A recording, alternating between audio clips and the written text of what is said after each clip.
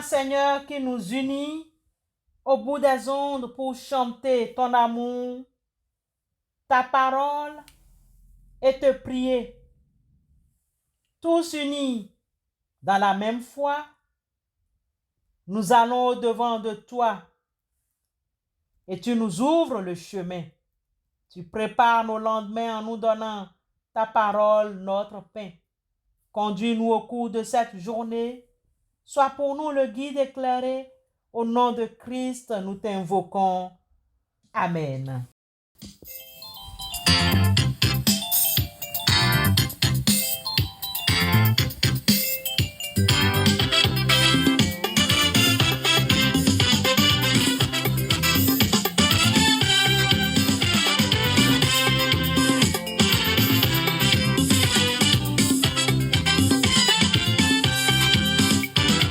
Jesus is a mighty God. He's the Lord of Lords. He's the King of Kings. The Ancient of Days. He's the Prince of Peace. The Rose of Sharon. Alpha and Omega. The beginning and the end. Heaven and earth bow before him. He's a mighty God. I say heaven and earth bow before him. He's a mighty God. Principalities bow before him. He's a mighty God. All powers bow before him. He's a mighty God. Jesus is a mighty God. He's a mighty God. Jesus is a mighty God. He's a mighty God. Heaven and earth bow before him. He's a mighty God. All powers bow before him. He's a mighty God.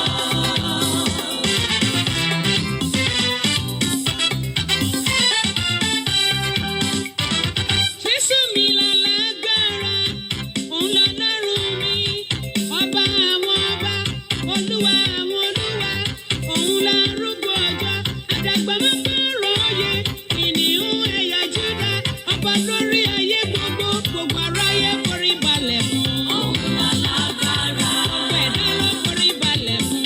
Òun lálágbára, ọlọ́run ayérayé, ọ̀kan ṣoṣo nínú àwọn ọ̀run. Bien-aimés, nous aimerions ce matin vous éclairer sur le concept de l'abomination. C'est quoi au juste? La Bible dispose de plusieurs termes pour désigner ce qui est cause de répugnance et de dégoût aux yeux de notre Dieu, ce qui offense la dignité, ce qui provoque la réprobation et que condamne la loi de Dieu. En d'autres termes, l'abomination désigne les actes, les actions, les faits et les usages qui sont l'objet de répulsion, d'écœurement, de dégoût à l'Éternel des armées, Jéhovah.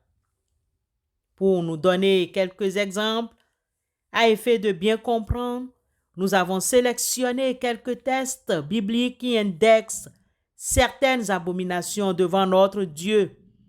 Il s'agit de Proverbe 28, 9. Si quelqu'un détourne l'oreille pour ne pas écouter la loi, sa prière même est une abomination. Ce verset fait référence à celui ou celle qui prie mais qui détourne son oreille de la loi. Il ou elle prie certainement dans le seul but de satisfaire ses propres besoins. Il ou elle ne cherche pas à honorer Dieu dans sa vie. Il ou elle veut se servir de Dieu et non le servir. Deutéronome 25, 16. Quiconque commet une iniquité est en abomination à l'Éternel. Le plus souvent, nous entendons parler du péché mignon ou du péché pas grave. Le plus souvent, on essaye d'attribuer une gradation au péché. Nous devons savoir qu'il n'existe pas de petits ou de grands péchés devant Dieu. Même le moindre péché à nos yeux attire la colère éternelle. Tout péché est une abomination devant Dieu. Cependant, à la croix, Jésus-Christ a porté les châtiments, les conséquences de tous nos péchés, du plus petit au plus grand. Alors, nous sommes pardonnés. Tout cœur hautain est en abomination à l'Éternel. Proverbe 16, 5. Retenons que l'humilité précède la gloire et Dieu fait grâce aux humbles. Mais attention aux orgueilleux. Les hautains sont en horreur à Dieu. Christ nous confère tous les caractères de l'humilité. Proverbe 20, 10. Deux sortes de poids, deux sortes d'effats sont l'un et l'autre en abomination à l'Éternel. Ce verset nous refuse d'appliquer deux poids, deux mesures. Dieu est un Dieu de justice et ne fait de différence entre ses créatures. Il est lent à la colère, manifeste toujours son amour et son pardon à tous les humains. Tu ne coucheras point avec un homme comme on couche avec une femme. C'est une abomination. Lévitique 18, 22. C'est dommage actuellement que ce verset est bien en contradiction avec certaines lois dans plusieurs pays. Ceux qui ont le cœur pervers sont en abomination à l'Éternel. Proverbe 11, 20. La perversité, la méchanceté du cœur est en abomination à l'Éternel des armées. Gardons nos cœurs plus que toute autre chose, car de lui viennent les sources de la vie. L'Écriture, à divers endroits, nous demande de changer nos cœurs, nos comportements. Ce n'est pas facile, mais avec le Saint-Esprit, nous y arriverons. Celui qui absout le coupable et celui qui condamne le juste sont tous deux en abomination à l'Éternel.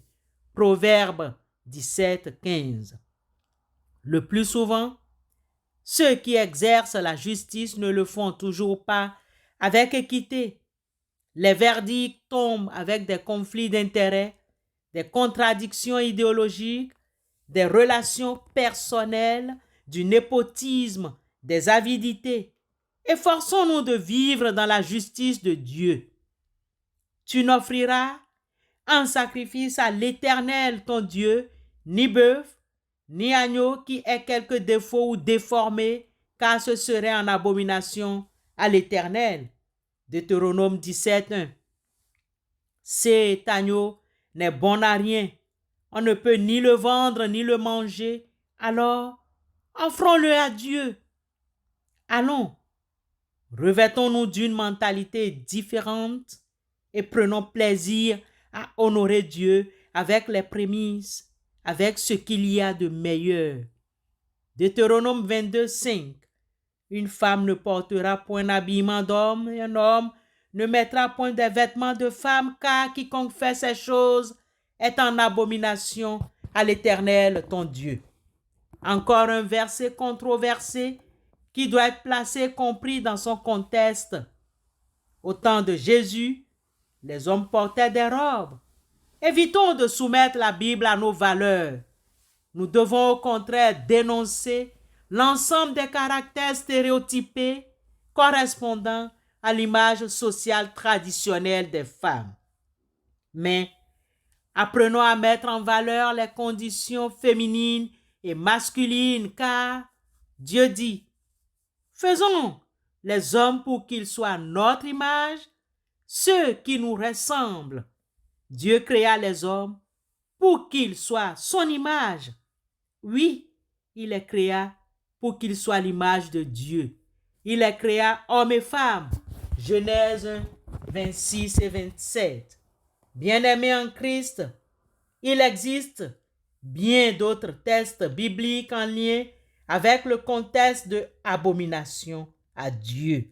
Néanmoins, pour ce matin, contentons-nous de ces derniers. Dieu vous aime et nous lance cet appel ce matin. Venez à moi, vous tous qui peinez sous le poids du fardeau, et moi, je vous procurerai le repos. Matthieu 11, 28. Amen. Messiah is the Lord of Lords. Hallelujah. Hallelujah.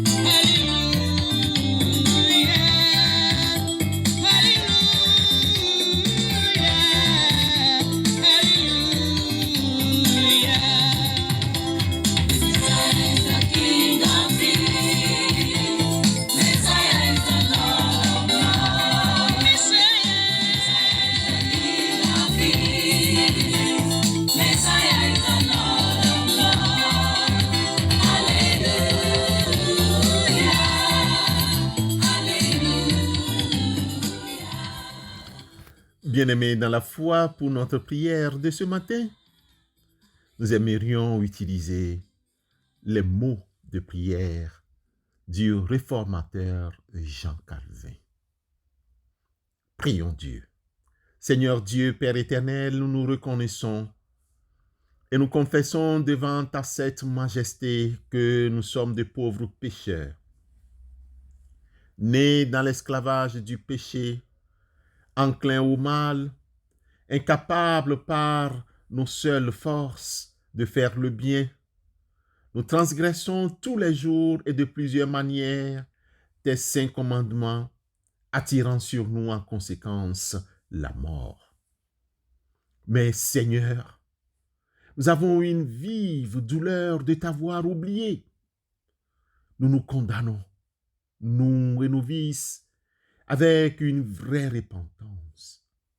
Nous recourons à ta grâce et te supplions de venir en aide à notre misère. Veille donc à avoir pitié de nous, Dieu très bon, Père miséricordieux, et nous pardonner nos péchés pour l'amour de Jésus-Christ, ton Fils, notre Sauveur.